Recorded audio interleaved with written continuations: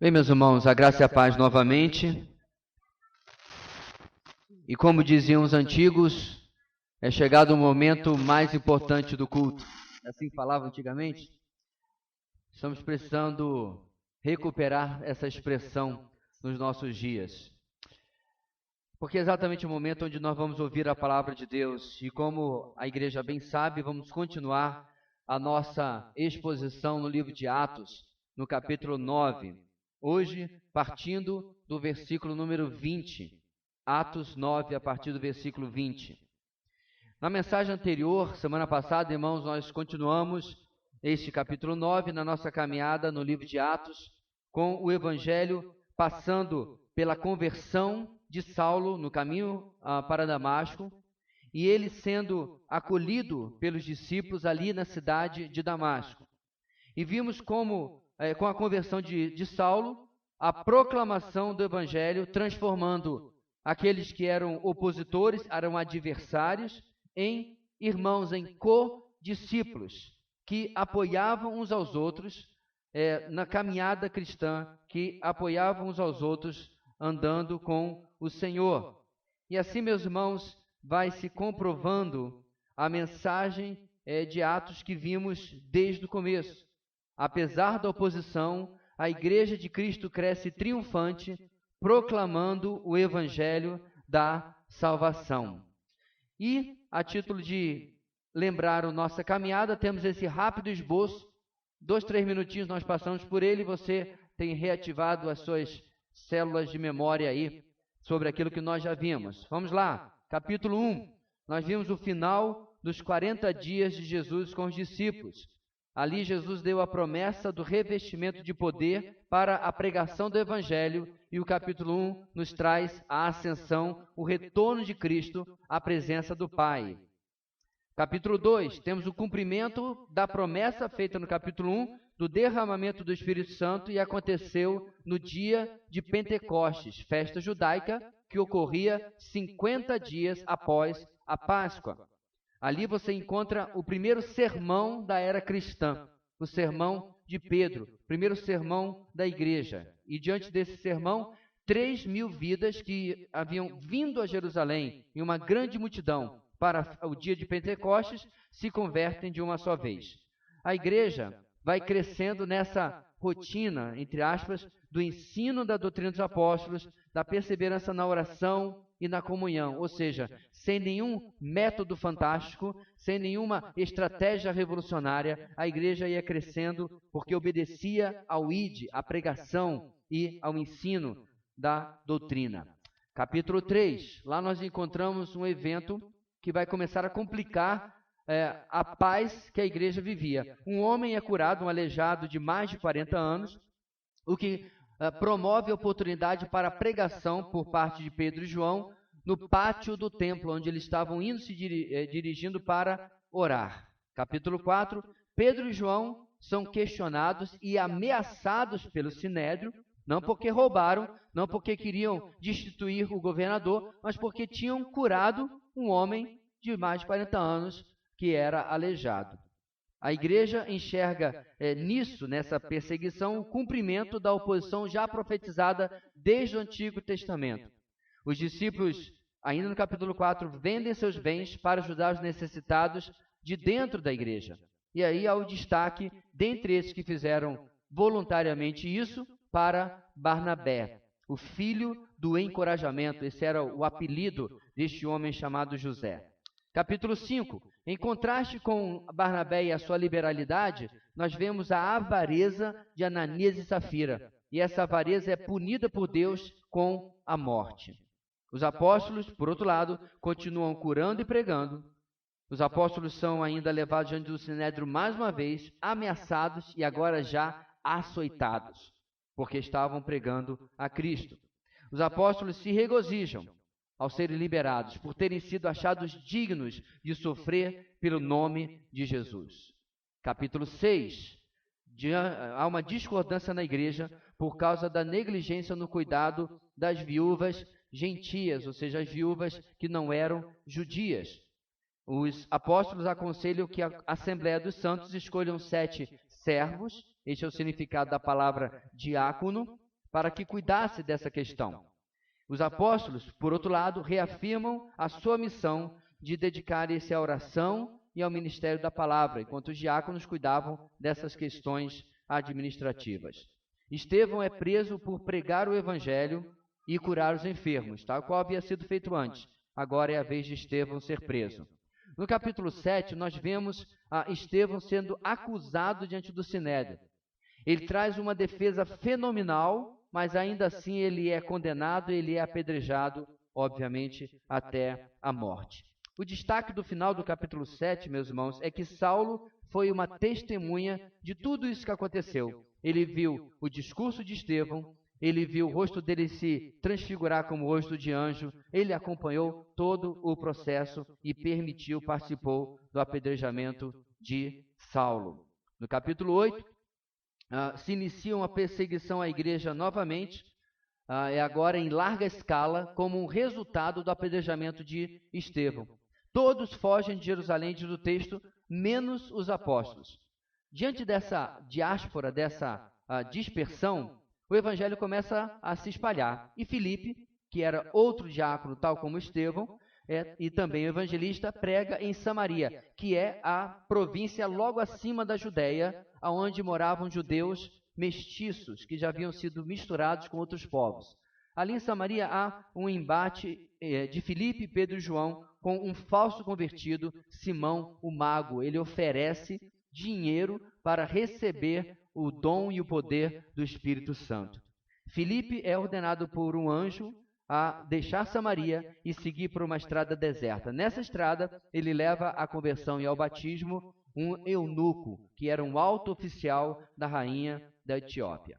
Finalmente chegamos ao capítulo 9. No capítulo 9, encontramos Saulo novamente, aquele que havia participado do apedrejamento de Estevão. Saulo é encontrado por Jesus no caminho para Damasco, para onde ele havia ido para perseguir os cristãos que estavam ainda ligados às sinagogas, várias e várias sinagogas que haviam em Damasco. Ananias vai ao encontro de Saulo, escrevi Paulo por força de hábito ali, irmãos, de Saulo, para curar a sua visão, batizá-lo e trazê-lo para o seio da igreja em Damasco. Estava relutante, mas ele é acolhido por aquela igreja. Portanto, irmãos, agora nós continuamos acompanhando os primeiros eventos da vida pós-conversão daquele que, como falamos já 2 semanas atrás e a semana passada também, é a maior personagem do Novo Testamento, depois, é claro, do próprio Senhor Jesus, que é incomparável. Saulo ocupará 17 dos 28 capítulos de Atos. Ele será responsável por 13 dos 27 livros do Novo Testamento. E como já afirmei em 2 semanas, ele é aquele escritor que é praticamente impossível, na verdade eu acredito que seja impossível, ensinar qualquer doutrina da fé cristã sem usar um texto que tenha sido escrito por Saulo, aquele que vai se chamar depois o apóstolo Paulo. Como ele se identificava, irmãos? 1 Coríntios 15, 9, o menor dos apóstolos. 1 Timóteo 1,15, o pior dos pecadores. Um homem com este currículo, um homem com esta importância, um homem com este impacto, com certeza poderia cair no orgulho, na vaidade, em se achar realmente tudo aquilo. Muito pelo contrário. Era um homem que via a sua pequenez, a sua fraqueza e a sua grande dependência da graça de Deus. Nós acompanhamos a sua ida a Damasco para perseguir a igreja. Vimos o seu encontro com Jesus na estrada e subsequente conversão. Vimos a sua cura e a aproximação com os discípulos em Damasco. A narrativa agora que nós vamos ouvir hoje, irmãos, vai continuar mostrando a vida ainda de Saulo e nos ensinará a seguinte grande ideia. O progresso do evangelho acontece através de ministérios apoiados pelos discípulos.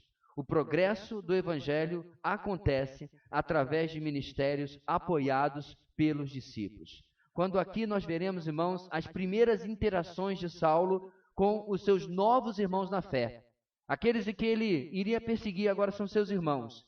E agora ele está participando já do trabalho, pregando o evangelho, recebendo o apoio e recebendo participação daqueles irmãos, e isso ele faria, irmãos, até o final da sua vida. Na verdade, isso causaria o fim da sua vida, algumas décadas mais à frente. Portanto, meus irmãos, o progresso do Evangelho acontece através de ministérios apoiados pelos discípulos. Vamos confirmar isso no nosso texto de hoje? Quero convidar você, como disse em Atos capítulo 9, a nós lermos a uma só voz os versículos 20, 21 e 22, como a nossa primeira parte do texto de hoje.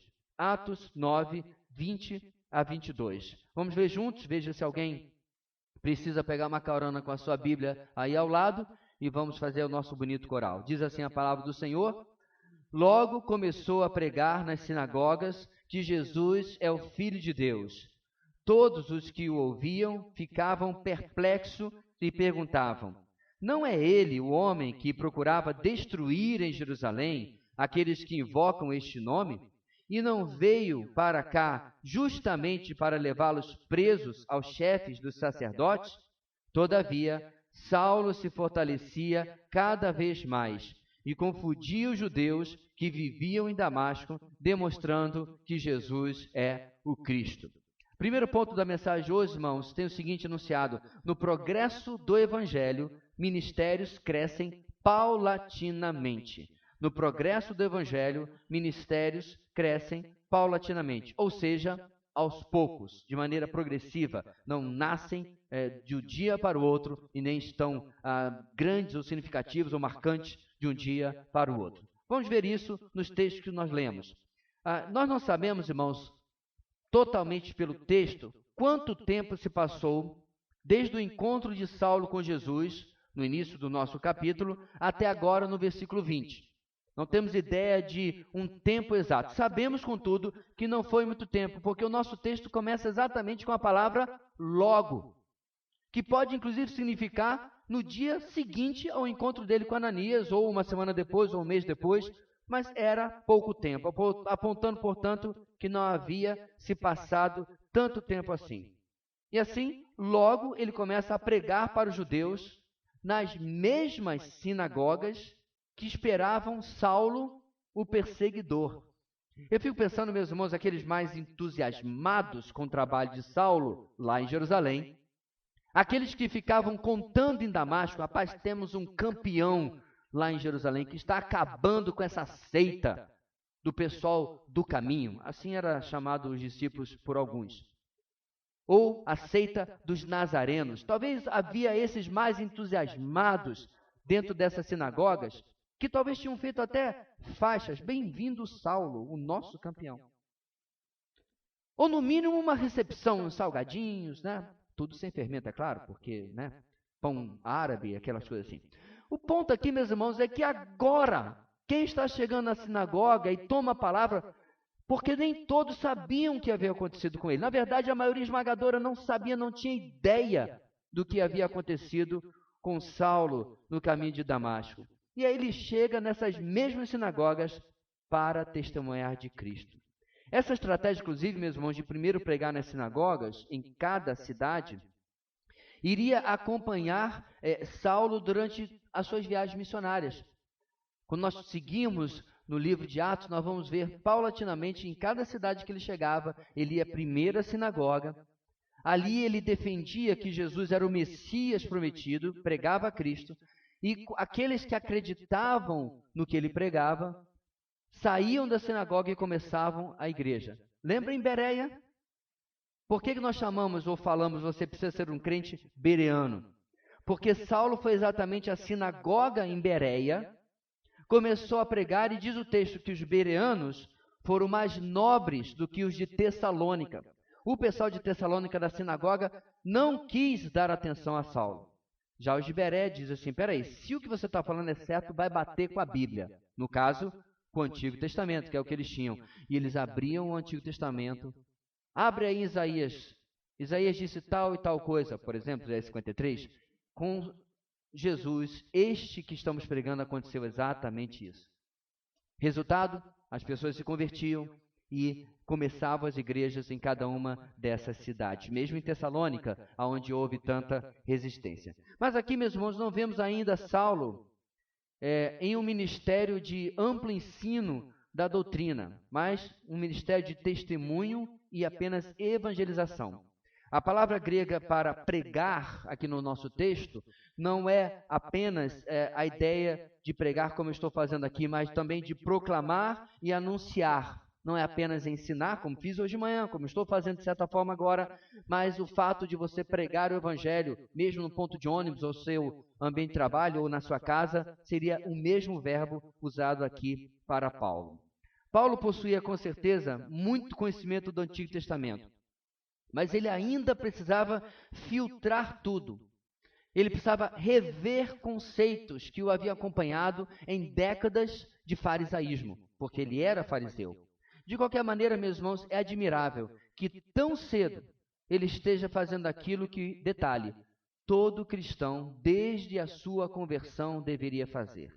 Ou seja, pouco importa se você era um fariseu amplamente versado no Antigo Testamento, pouco importa se você era um católico romano que tinha uma doutrina, uma teologia um tanto mais baseada em obras do que na graça e na fé. Pouco importa se você era um espiritista, um umbandista. O fato é, meus irmãos, é que a aplicação imediata da pregação do evangelho é algo já participante, pertinente a todo novo convertido.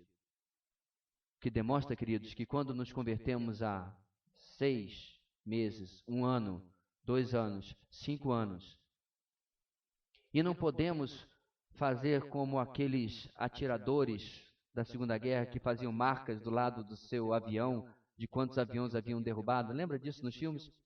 Marcava 1, 2, 3, 4, 5.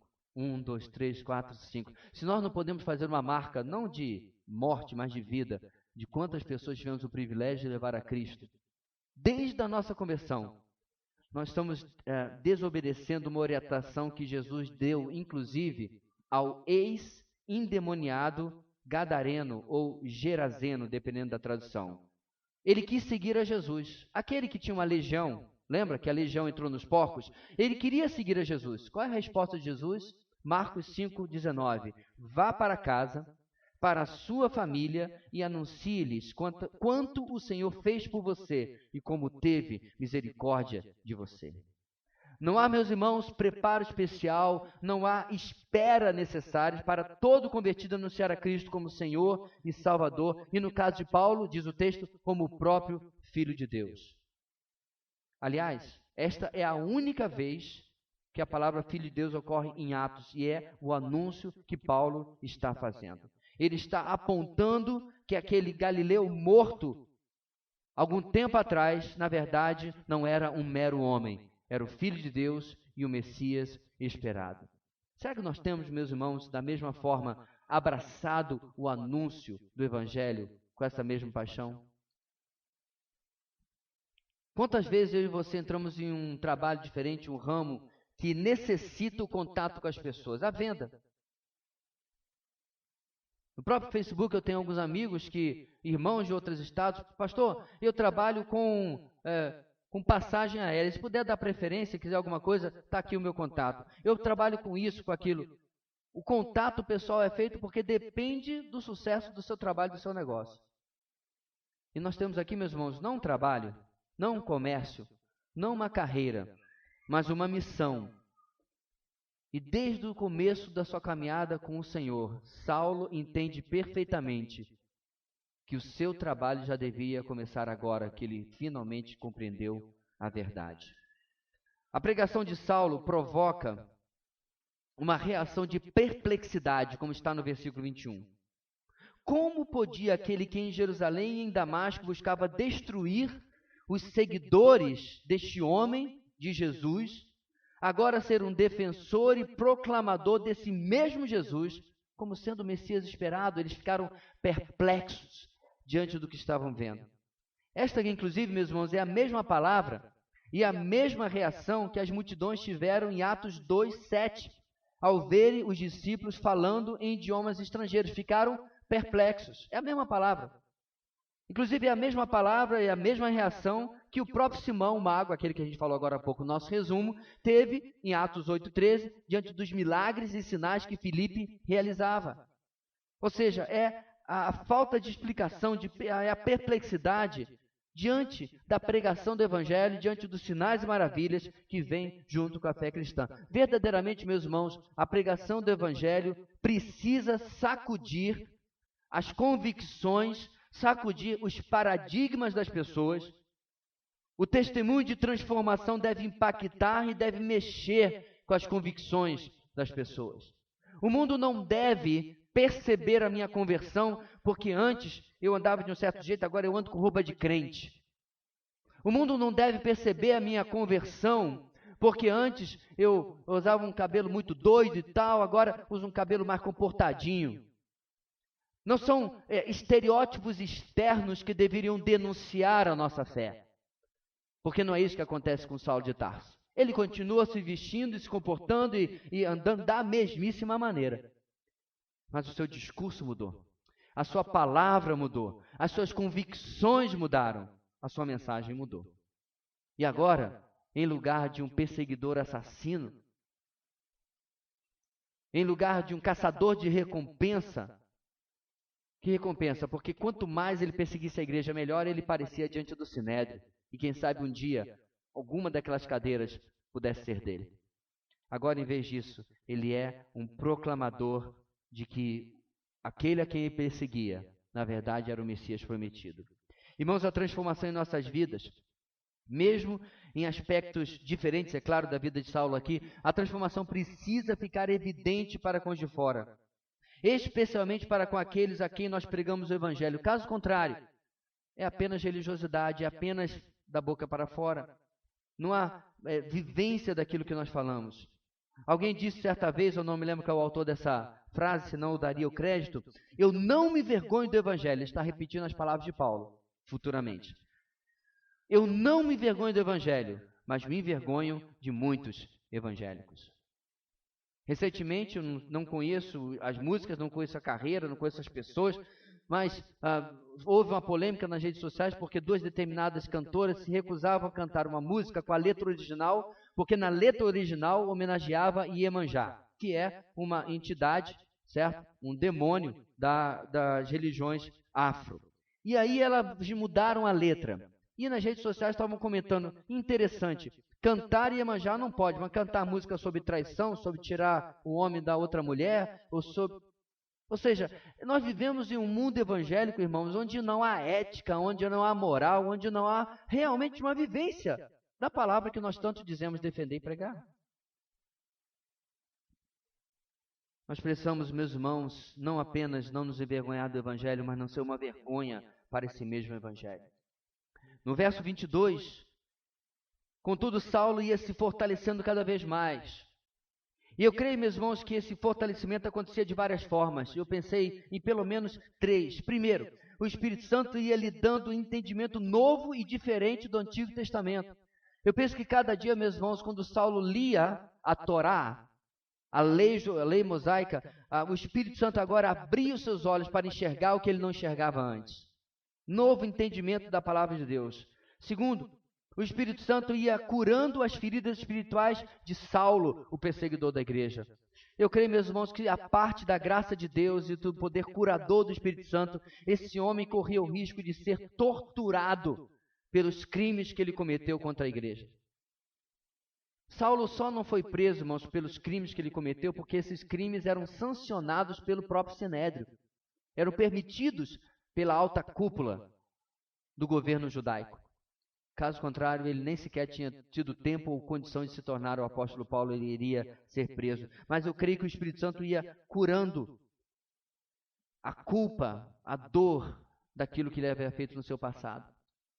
Um terceiro fortalecimento na vida de Paulo, irmãos, é que o Espírito Santo ia enchendo de ousadia para encarar as mesmas pessoas que torciam para que ele acabasse antes ou terminasse ou destruísse os discípulos de Jesus.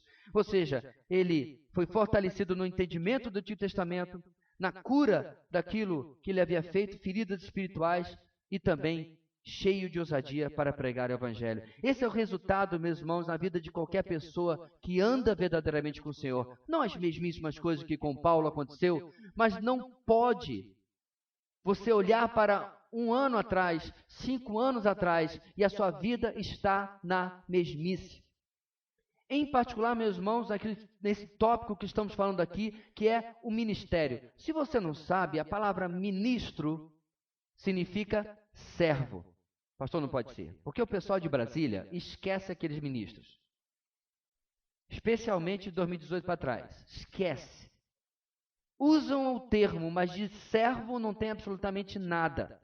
Quando eu estou ministrando alguma coisa a alguém, eu estou servindo aquela pessoa com aquilo. Isso que é ser ministro. Então, quando nós estamos falando, meus irmãos, que no progresso do Evangelho, ministérios crescem paulatinamente, eis a pergunta que não quer calar. Seu ministério tem crescido?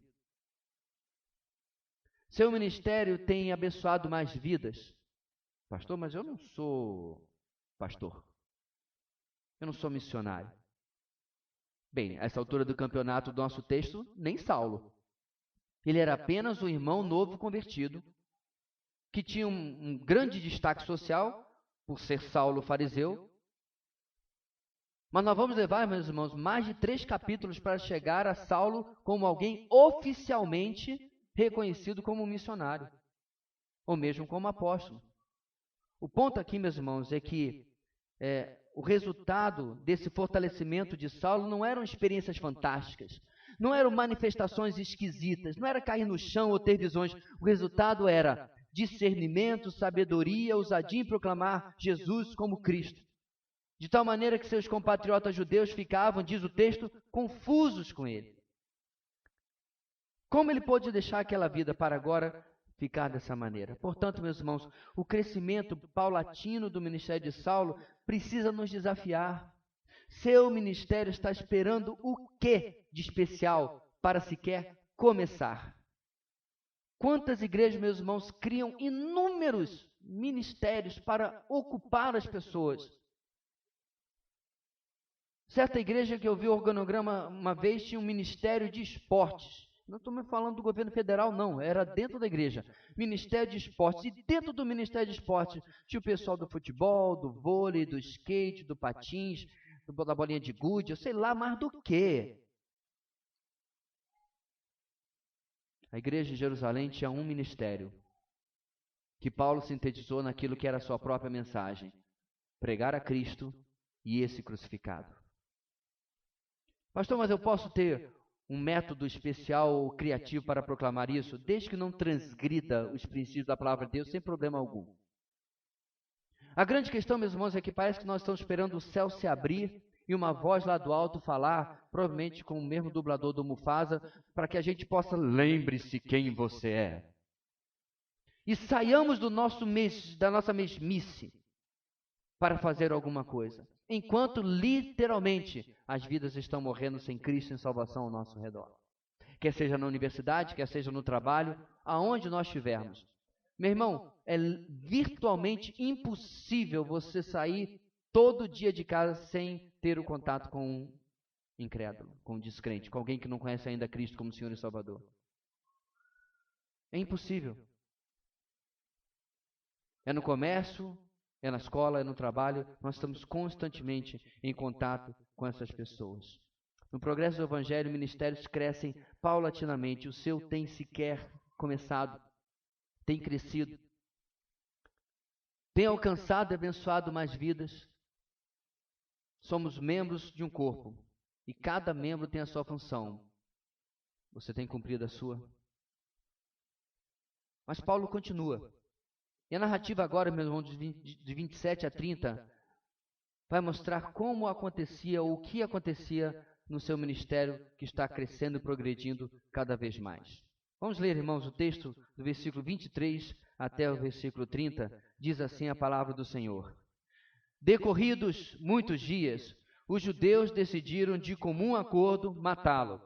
Mas Saulo ficou sabendo do plano deles. Dia e noite, eles vigiavam as portas da cidade a fim de matá-lo. Mas os seus discípulos o levaram de noite e fizeram descer num cesto, através de uma abertura na muralha. Quando chegou a Jerusalém, tentou reunir-se aos discípulos, mas todos estavam com medo dele, não acreditando que fosse realmente um discípulo. Então Barnabé o levou aos apóstolos e lhes contou como, no caminho, Saulo vira o Senhor, que lhe falara e como em Damasco ele havia pregado corajosamente em nome de Jesus. Assim, Saulo ficou com eles e andava com liberdade em Jerusalém, pregando corajosamente em nome do Senhor. Falava e discutia com os judeus de fala grega, mas estes tentavam matá-lo. Sabendo disso, os irmãos o levaram para Cesareia e o enviaram para Tarso. Em segundo lugar, meus irmãos, no progresso do Evangelho, ministérios crescem em meio às lutas e ao cuidado da igreja. No progresso do Evangelho, ministérios crescem em meio às lutas e ao cuidado da igreja.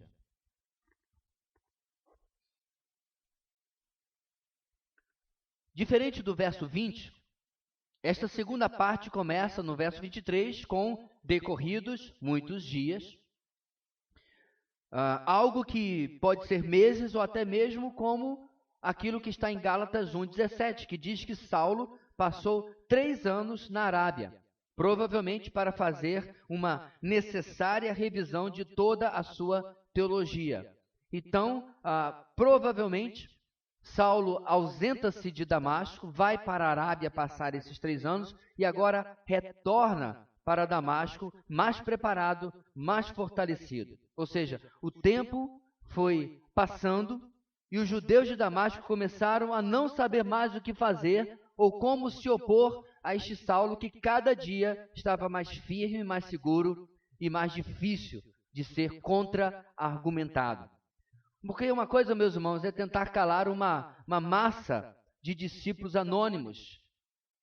Porque mesmo anônimos possam conhecer bem a palavra de Deus, como Estevão sabia, saiu do anonimato, é claro, mas não era ninguém importante. Mas outra coisa é se opor a um discípulo, ou tentar calar um discípulo de Gamaliel, um fariseu, ou ex-fariseu.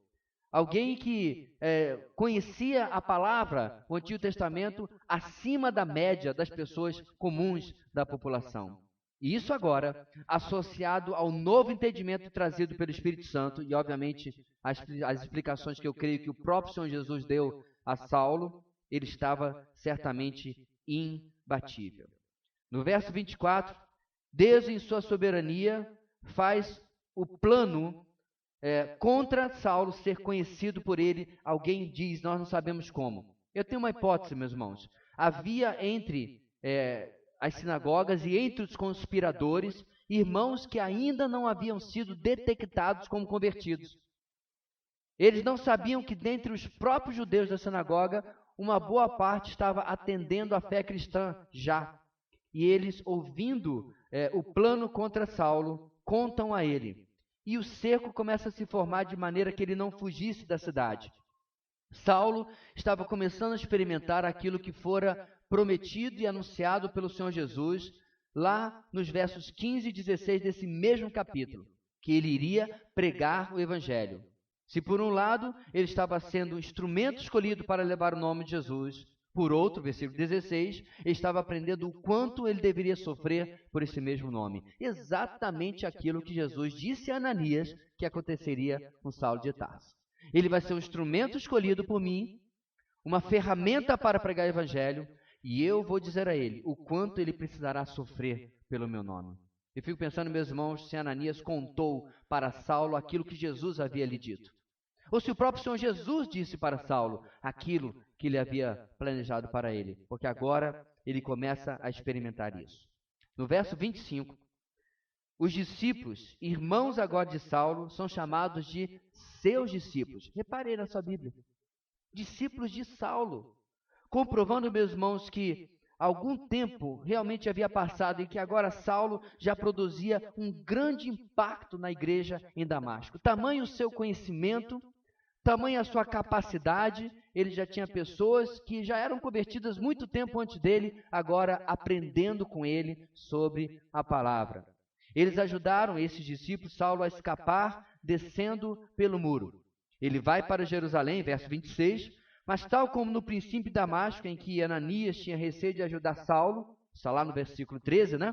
Os irmãos de Jerusalém que tiveram até coragem de retornar para a cidade, porque a perseguição já estava diminuindo, tinham agora medo de se associar a Saulo. Será que ele é, como diz na minha terra, um X9? um espião infiltrado? Um agente duplo?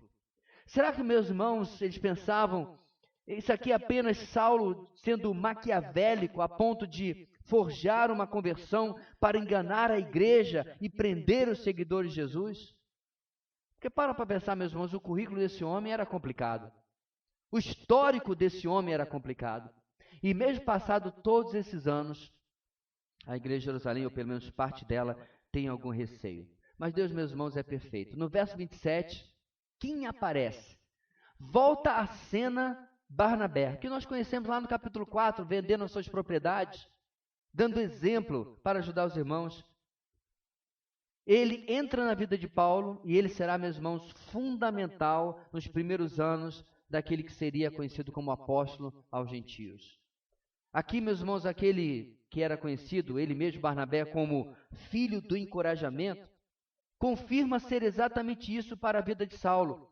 Ele chama aqueles irmãos de Jerusalém que estavam temerosos, ou ele convoca boa parte da igreja, eu não sei, talvez fala para os apóstolos passarem a notícia, e ele testifica de que este Saulo estava testemunhando e pregando corajosamente o nome de Jesus, causando confusão e perplexidade em Damasco, e reafirmou que ele era alguém de confiança. Ele diz, inclusive, ele viu o Senhor no caminho de Damasco.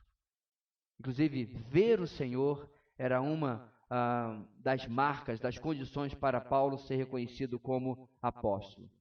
Nos versos 28 e 29, nós vemos Saulo pregando na mesma cidade e nas mesmas ruas por onde ele era admirado e reverenciado antes como fariseu e como discípulo de Gamaliel. Ele abriu mão de tudo isso, meus irmãos, ele jogou fora toda essa reverência, toda essa admiração, tal como ele escreveria anos depois aos Filipenses, capítulo 4, versículos 7 e 9, o que para mim era lucro, passei a considerar como perda por causa de Cristo. Mais do que isso, considero tudo como perda, comparada à suprema grandeza do conhecimento de Cristo Jesus, meu Senhor, por quem perdi todas as coisas. Eu as considero como esterco para ganhar Cristo e ser encontrado nele, não tendo a minha própria justiça que procede da lei, mas a que vem mediante a fé em Cristo, a justiça que procede de Deus e se baseia na fé. Paulo testemunhando aquilo que ele experimentou quando encontrou a Cristo. Perdeu tudo, mas ganhou um ministério de lutas, mas um ministério também, meus irmãos, que era cuidado todo o tempo pela igreja. Esta mesma igreja de Filipenses, eu acabei de mencionar alguns instantes atrás, veio a ser um suporte. Nesse mesmo texto do capítulo 4 que eu mencionei, se você continuar do versículo 10 em diante, é o texto que você tem no seu boletim na pastoral de hoje. Essa igreja cuidou do apóstolo, investiu no seu ministério, era parte das lutas, mas era parte do cuidado também. Assim, meus irmãos, tal insistência de Paulo o faz perder a tranquilidade nas ruas de Jerusalém, visto que os judeus de origem grega planejam um segundo plano contra a vida de Saulo, levando-o a ser conduzido pelos irmãos para Cesareia e depois para a sua cidade natal, Tarso, como nós vemos no versículo 30. Porém, meus irmãos, o ministério cristão, como nós vemos aqui, nunca será fácil. Deixa eu dizer uma coisa para você. Se você está com uma vida cristã fácil, se você está com um ministério para Cristo fácil, você está fazendo alguma coisa errada. Se está fácil demais, alguma coisa está errada. Nós vivemos em um mundo onde nos dizem para encontrar um trabalho que pague bem. Vivemos um mundo onde o sucesso é medido naquilo que você realiza, mas você é chamado para um ministério onde o sucesso é medido de uma maneira completamente diferente, que muitas vezes vai ser visto pelo mundo como um fracasso. Vamos tomar, por exemplo, irmãos, Jeremias. Pregou da sua adolescência até a sua idade idosa. Qual foi o resultado da pregação de Jeremias? Absolutamente nenhum. O povo não ouviu, o povo não atendeu, os babilônios vieram e levaram o povo de Judá cativo para a Babilônia. Na palavra, Deus convidou vários profetas para pregarem e avisou esses profetas, eles não vão ouvir você. Mas quer ouçam ou deixam de ouvir, vão saber que houve um profeta no meio deles. O ponto aqui, meus irmãos, para Saulo e para nós, é que o ministério não é medido pelo sucesso, mas ele é medido pela fidelidade. Quando pastores, igrejas, missionários ou mesmo irmãos começam a medir o seu ministério por estatísticas, por realizações, por aquilo que alcançou, ele perdeu o foco bíblico. De que Deus tem um propósito, um meio de fazer e trabalhar na vida de cada pessoa. Eu fico pensando, meus irmãos, este homem chegou ao final da sua vida velho, doente e abandonado por muitos. Leia o final da segunda carta a Timóteo. Fulano e Beltrano me abandonaram, amando o presente século. Sim, outros mantiveram o nosso segundo ponto aqui, o cuidado da igreja para com o apóstolo, mas ele terminou abandonado por muitos. Eu fico pensando, irmãos, naqueles que participaram da execução de Paulo. Olhavam para ele como um homem perdido, como um homem fracassado. Mas não o Senhor. Se naquele lugar de execução, aquele dia, diante daqueles soldados e de algumas testemunhas, provavelmente apenas, se tinha um verdadeiro vencedor, era aquele que acabou perdendo a cabeça naquele dia e sendo executado. Por quê? Porque cumpriu aquilo que o Senhor tinha para a sua vida. Existe um sermão de John Piper, ele prega ao ar livre, eu já mencionei isso alguns meses atrás, em que ele lê um artigo de uma revista conhecida. E nessa revista, um casal americano se aposenta, sai do lugar onde morava, que era um pouco mais frio, e vai morar na Flórida, que é no sul dos Estados Unidos e é mais quente. E vai viver à beira da praia e colecionar conchinhas. E comprar um bonito barco. E aí ele imaginou esse casal chegando na presença de Deus, se caso cristão fosse. E chegando diante de Deus e mostrando, Senhor, olha a minha coleção de conchinhas. E olha o meu barco. As empreitadas que eu gastei os últimos anos da minha vida. E em contraste com essa narrativa que estava nessa revista, ele leu o testemunho de duas irmãs. Duas irmãs acima dos 80 anos de idade, igualmente aposentadas, enfermeiras. Que durante os anos da sua vida finais resolveram ir para a África e pregar o evangelho e ajudar em um hospital local. Passado alguns anos, essas irmãs estavam em uma estrada, o carro quebrou os freios, voaram, despenhadeiro abaixo, morreram instantaneamente. E a pergunta que Piper faz nessa mensagem é: qual dos dois casos realmente desperdiçou a sua vida? Na minha cidade, meus irmãos, e é uma cidade, eu sou de litoral, claro, os irmãos sabem, é o sonho praticamente de todo carioca se aposentar e comprar uma casa de praia. E aquilo me incomodava desde a minha adolescência. E aí eu conheci o equivalente do norte, que era se aposentar e comprar um banho e ir para o banho. Que dá no mesmo, só mudou a água salgada para água doce.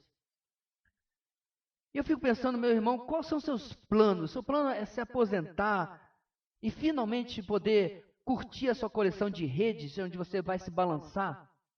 Eu não estou falando que você tem que trabalhar até o final da sua vida, não. A sua aposentadoria vai chegar com reforma, sem reforma. Um dia você para de trabalhar, mas a questão esse é o resumo da sua vida?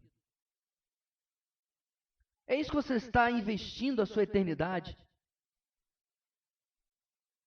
Quando nós vemos, meus irmãos, as crises que o apóstolo Paulo passou, e ele está só começando.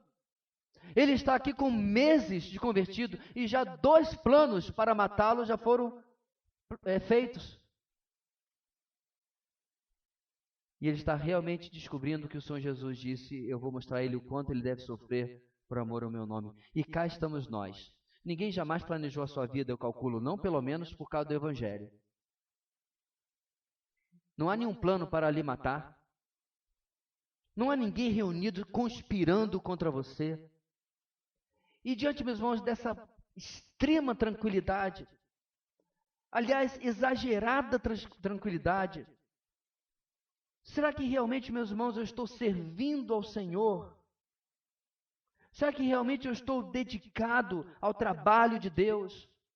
Agora eu digo isso, meus irmãos, porque essa não é a primeira vez que esse assunto surge em uma mensagem neste mesmo púlpito que já vai fazer o que? 12, 13, 14 anos que nós o fizemos. Está na hora de fazer até uma reforminha, tem umas coisas quebradas aqui. Esse púlpito já ouviu, metaforicamente falando, coisas similares. Eu quero perguntar, meus irmãos, quando que a minha vida vai começar de verdade a mudar?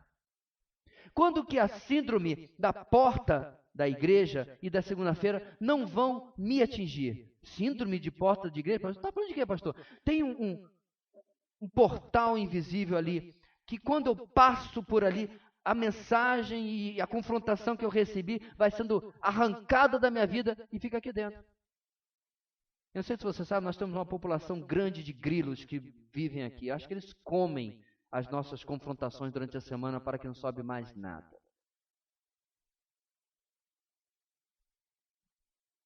Quantas coisas, meus irmãos, são para nós casas construídas sobre a areia diante da palavra de Deus. No meu calendário estamos em agosto. Desde aproximadamente um ano atrás, eu e você temos sido desafiados a alcançar uma vida para Cristo por ano. One. Não é uma dúzia, não é uma dezena, não é nem sequer uma centena. Uma. E se você, meu irmão, durante este ano, orou, planejou, fez estratégia, fez contato e pregou, feche os ouvidos porque eu não vou falar com você. Mas se o ano passou e você está esperando a vida para você alcançar para Cristo, literalmente cair do céu ou bater na sua porta, meu irmão, você está brincando com Deus.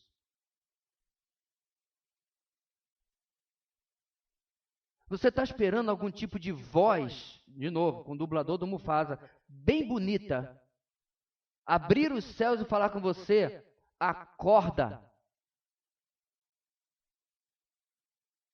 Porque uma das coisas mais egoístas, irmãos, que o cristão pode fazer é reter a mensagem que sabe que pode transformar a vida das mesmas pessoas que você convive e ver os pecados acabando com a vida dessas pessoas. Esse é o cúmulo do nosso egoísmo. O que nós vemos, meus irmãos, é o ministério de Paulo crescendo paulatinamente, ponto 1, ele crescendo em meio a lutas, mas há o apoio da igreja. Mais um problema, meus irmãos, quantas vezes ministérios não acontecem porque nós não estamos dispostos a cooperar uns com os outros, a trabalhar em harmonia, em reconhecer o trabalho do outro que está sendo feito. Alguns meses atrás, eu não lembro exatamente quantos, já completou um ano, o irmão da nossa igreja, que está sentado bem ali, relativamente novo convertido, perguntou, pastor, posso começar uma reunião de oração às terças-feiras com os homens? Eu falei, meu irmão, ótima ideia, qual é o seu plano? É isso, isso e isso. E eu falei para ele, já que vai ter alguém que vai trazer uma breve palavra, para não constranger esse irmão, às vezes a presença do pastor causa isso, eu vou me escusar de vir, até porque 2 terças-feiras por mês eu dou aula, também não poderia vir, eu não tenho vindo. Eu me pergunto, quantos homens ainda não deram sequer uma presença apoiando o trabalho que o irmão está fazendo? O que eu acho mais interessante, meus irmãos, é que quando eu tenho a ideia de fazer alguma coisa para Deus, eu sou aquele que vou reclamar porque outros não apoiam. A igreja de Jerusalém, a igreja de Damasco sobrevivia por quê? Foi atrás de um, vou usar a palavra lá da lacrosfera, mexeu com um, mexeu com todos. E assim deveria ser no nosso meio, meus irmãos. Quando um se levanta para trabalhar para Deus, eu devo apoiar, devo dar tudo aquilo que ele pode. Esta semana esteve comigo o nosso missionário da Junta de Missões, que trabalha na Casa Brasil-Venezuela. Ouvi as suas necessidades, falei daquilo que nós já estávamos fazendo, mas falei, mas sua causa, o seu pedido vai ser levado adiante para a liderança da igreja. Se puder, nós vamos participar também. Eu não posso simplesmente dizer, meu irmão, Deus te abençoe, não dá para fazer absolutamente nada. É verdade, não podemos fazer tudo por todos. Se hoje pudéssemos adotar, com a nossa igreja, é claro, 10 missionários, Eu tenho 10 missionários para nós adotarmos. Gente que está no campo, gente que ainda não conseguiu ir para o campo. Não há desemprego na obra de Deus. Se nós quiséssemos fechar o nosso prédio e ir para o campo, todos nós, se sustento houvesse. Há lugares, como foi projetado sobre a Ásia, há lugares não alcançados no mundo inteiro. Contudo, se Deus não tem nos movido para tal iniciativa, se Deus não tem nos movido para sermos exatamente o que Paulo foi, claro, Ele sim tem nos movido, meus irmãos, para nos envolvermos no ministério de lutas e cuidado da igreja e servirmos tal como Ele merece. Nosso texto vai terminar, meus irmãos, sempre Lucas de uma maneira positiva e vitoriosa, encerrando ciclos em seu livro, no livro de Atos. Lê comigo o versículo 31 para nós encerrarmos nosso tempo aqui hoje. Diz assim a palavra do Senhor: a igreja passava por um período de paz em toda a Judeia, Galileia e Samaria. Ela se edificava e, encorajada pelo Espírito Santo, crescia em número, vivendo no temor do Senhor. O ministério inicia, o ministério cresce em meio a lutas e o apoio da igreja, e finalmente, no progresso do Evangelho, as crises vêm e vão, enquanto o Senhor continua cuidando da sua igreja. As crises vêm, vão, virão no futuro, e o Senhor continuará cuidando da sua igreja. No nosso último e único verso, o versículo 31, desse nosso ponto nessa noite, traz o fechamento para os acontecimentos que começaram em Atos capítulo 8, versículo 3. Lá atrás nós lemos: Saulo, por sua vez, devastava a igreja, indo de casa em casa, arrastava homens e mulheres e as lançava na prisão. Lucas agora está fazendo o fechamento, irmãos, desse grande arco de Saulo, o ex-perseguidor da igreja. Perseguição essa que, enquanto progredia, espalhava os mensageiros do evangelho por todo lugar, tal como fez com Filipe em Samaria, por exemplo. Essa narrativa, meus irmãos, que culminará na perseguição, sendo estendida para fora de Jerusalém e leva Saulo a encontrar o Senhor enquanto ia para Damasco, agora nos mostra, como vimos, o perseguidor sendo perseguido. Mas, em tudo isso, meus irmãos, Lucas está fechando, no verso 31, a comprovação da mensagem de Atos que temos visto até agora. Apesar da oposição, a igreja de Cristo cresce triunfante, proclamando o evangelho da salvação. Após as ameaças à vida de Saulo e a sua mudança, primeiro para Jerusalém e depois para Tarso, nós encontramos a igreja de Cristo passando por um período de paz. Nas 3 províncias mais importantes e onde a perseguição havia sido mais sentida: Judeia, Galileia e Samaria. A perseguição cumpriu seu objetivo. O objetivo do Sinédrio? Não. O objetivo de Deus.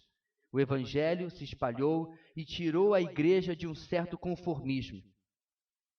Como vocês veem, meus irmãos, mesmo a igreja perseguida precisou ser sacudida, ser mais perseguida e sair do seu conformismo. Ela agora, essa igreja, volta a ser edificada. E certamente, meus irmãos, ela é edificada no modelo que nós vimos lá em Atos 2,42.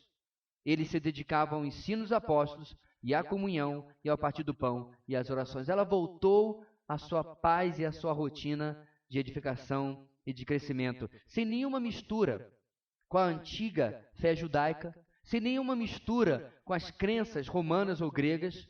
Pura doutrina cristã continuava sendo suficiente para esta igreja. E diante disso, o Espírito Santo, diz o texto, encorajava a igreja. Era uma igreja, meus irmãos, que agora precisava de curar também suas feridas. Pais perderam filhos, filhos perderam pais. Líderes, certamente, da igreja foram mortos também.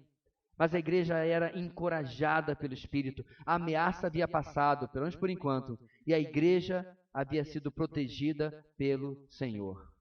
O Messias vive, ainda hoje, e cuida do seu povo. E o seu povo, assim, continuava crescendo e vivendo no temor do Senhor. Meus irmãos, a fé em Cristo, que até o momento estava confinado aos judeus, aos judeus mestiços de Samaria, aos prosélitos, ou seja, gentios que haviam se convertido ao judaísmo, vai agora ter uma mudança, porque isso não ficaria assim durante muito tempo. Com o fechamento desse ciclo, Lucas vai deixar Saulo de lado por algum tempo e voltará sua atenção de novo para Pedro e o evangelho rompendo mais barreiras, que é claro que nós vamos ver a partir da semana que vem. Por que eu estou falando isso? Porque o Senhor continua cuidando da sua igreja. Meu irmão, minha irmã, não há absolutamente nada impossível para um homem e uma mulher que se dediquem verdadeiramente a ser usados por Deus. Não há limites, não há barreiras, não há nada que possa impedir a parte da vontade de Deus. Ele é o único que quando fecha, ninguém abre, e quando abre, ninguém fecha. Satanás não pode se opor ao seu ministério, além do limite que Deus impor a ele. O mundo não conseguirá se opor, é o que nós estamos vendo aqui. Um bando de gente desconhecida, o único conhecido até agora surgiu é Saulo. Vão ser responsáveis por levar o evangelho por todo o Império Romano e por lugares distantes ao Brasil, por exemplo. Qual vai ser o impacto, meus irmãos, que a minha e a sua vida, que a nossa igreja terá nas gerações que virão à frente? Como eu sempre digo, por mim Jesus voltava hoje, antes do nosso último Graça e Paz. Eu não tenho ambição nenhuma de ficar aqui, gostaria muito, mas abro mão de conhecer meus netos. Eu quero ir para o céu. Mas, se eu ainda sou uma de muitas gerações que virão à frente, qual o impacto que deixaremos para o futuro, irmãos? Quais as vidas, quais as igrejas que ainda plantaremos? Quais os missionários que ainda adotaremos? Isso não começa, meus irmãos, apenas numa reunião de presbitério da igreja. Isso começa no seu coração, na sua dedicação a compreender que Deus já está fazendo missões, Deus já está fazendo ministério. Somos nós que nos juntamos a Ele. Somos nós que saímos da nossa mesmice, da nossa engrenagemzinha de vida. Trabalha, compra, come, trabalha, compra, come.